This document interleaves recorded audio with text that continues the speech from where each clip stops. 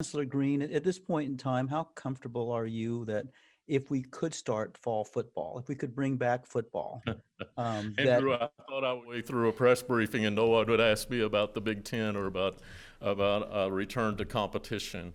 I won't say anything that I haven't already said about this. There is active work by the hour in the Big Ten about how to return to competition, when to return to competition, all of the policies and protocols and procedures, much like we have been talking about here in a much more detailed way for return to competition for fall, what would have been fall sports.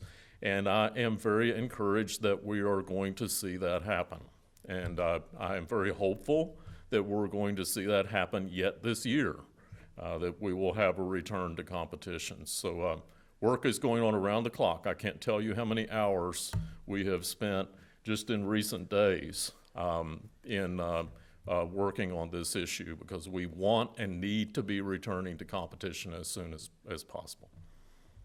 but with the numbers you guys just presented, I mean, how can you say that we're close to, to being prepared to return to competition?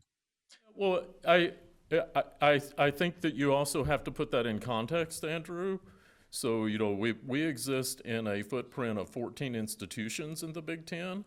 And if you look across those institutions, there are institutions in the Big Ten that have very high caseloads currently.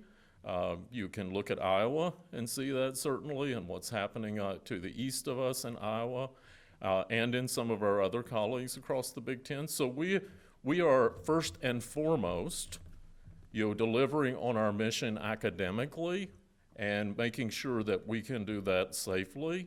And the athletics return to competition will fall behind that. That is the bottom line. But we do feel that we are prepared adequately in thinking about how to do that.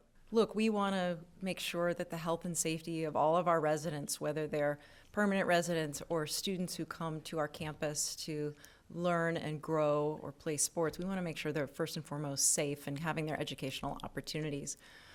I mean, is it heartbreaking for all of us that we aren't resuming life as we knew it in every aspect? Of course, we all want to return to what was familiar before the pandemic, but we're in this pandemic. The only way around it is to go through it. We'll go through it faster if we observe these practices, if we make sacrifices, and unfortunately sacrifices involve just that, sacrifice. There's no easy way around it.